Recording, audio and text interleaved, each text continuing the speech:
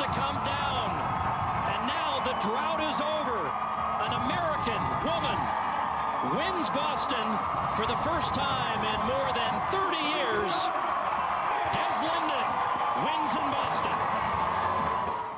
That's right. Desiree Linden almost dropped out of the 2018 Boston Marathon just a few miles in. Good thing she didn't, because now San Diego County can claim both a men's Boston winner and a women's Boston winner, joining Meb Keflezighi as that Boston champion. As rain, wind, and mid-30-degree temperatures making for less than ideal running conditions. Look at this. In fact, almost 1,000 runners had to be treated by medical personnel, most for cold-related symptoms. 30-plus people were also transported to local hospitals, some suffering from hypothermia.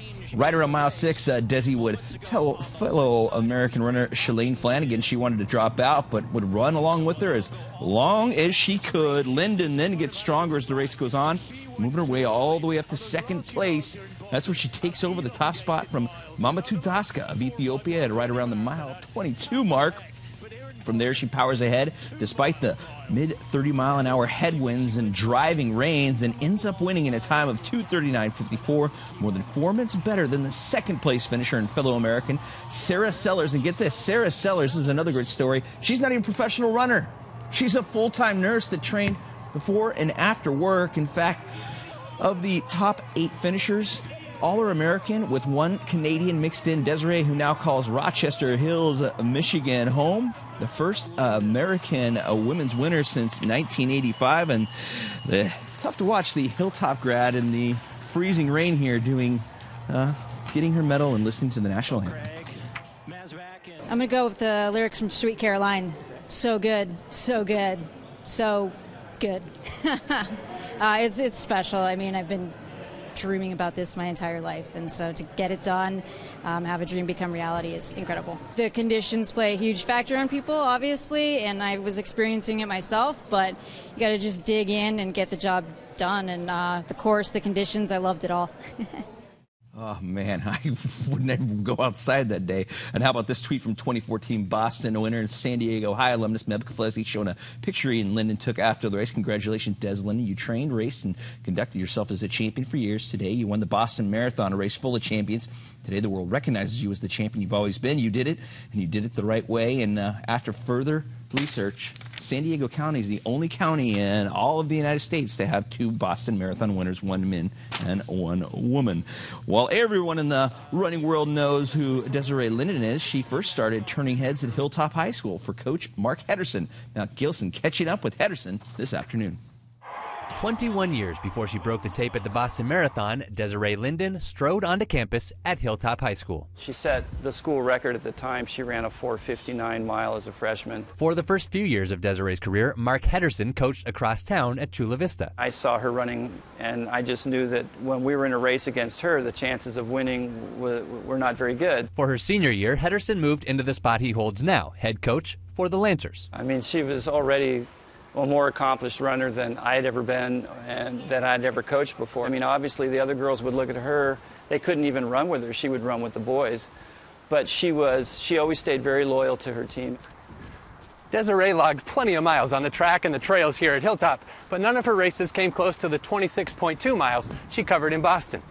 The longest race she would run in high school was 3 miles, and I was seeing her running, her ability and her style, I was anxious to see her run longer races. Monday's race was her 16th competitive marathon, and when Hederson saw the conditions, he liked her chances. I saw that it was cold and rainy and probably windy, and I thought to myself, that's a perfect race for her. If it comes down to toughness, I knew that she'd benefit from the tougher the situation, the more it would sort of play into her hands.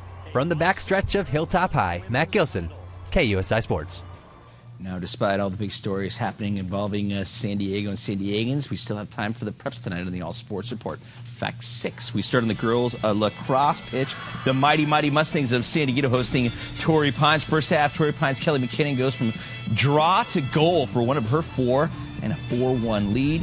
With a little more than 16 minutes left, it's the Falcons' Addie Stewart with the first of 2, as this would increase the lead to a 6-1.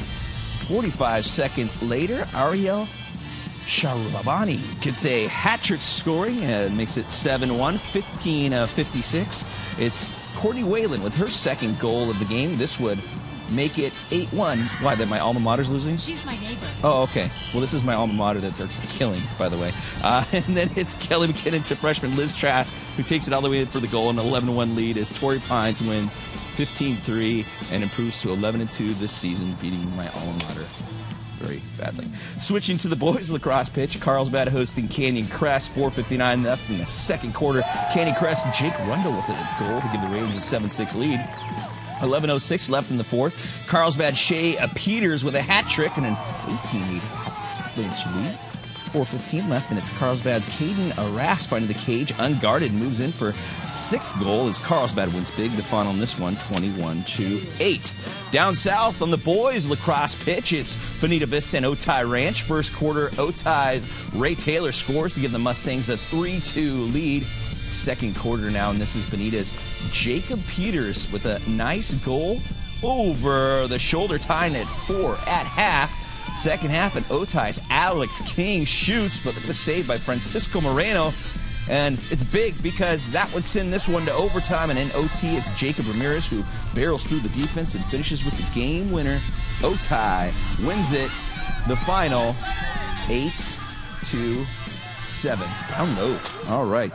On the baseball diamond, Hilltop hosting Otay Ranch. Pick this one up in the third inning. Otay's Noel Perez gets the RBI single as Amari Riley scores to give the Mustangs a 1-0 lead. Bottom of six now, and it's Hilltop's Alex Guerrero, struck out by Otay's Alex Artalejo. He goes 6 scoreless innings on the mound. Seventh inning now, and the Lancers' Alex Chacon puts down the bunt to move a runner into scoring position. But moments later, the runner is caught in a pickle, as you're about to see, and then tagged out by Hector Milan for the final out, as Otay hangs on to win this one, the final 1-0. The Otay Ranch girls softball team traveling to Santana. Pick this one up, bottom of one. Santana's Madison Mendez blasts a solo homer. The Sultans lead 1-0 in the seventh. That's when the Mustangs' Cameron Ishikawa singles to center. There's going to be a play at the plate as Cassie Solis safe tying the game at 1. We go to extra innings. Santana's Ashley Madrigal doubles to the wall and left. And when the throw gets away, she goes to third, and it bounces past the bag. She goes home. That's your game winner. Santana walks off with a 2-1 win in 9 innings. Out east, it's a Grossmont Valley matchup in volleyball with Granite Hills and Steel. The Eagles' Andrew Walker uses a soft touch, 1 of 5 for him.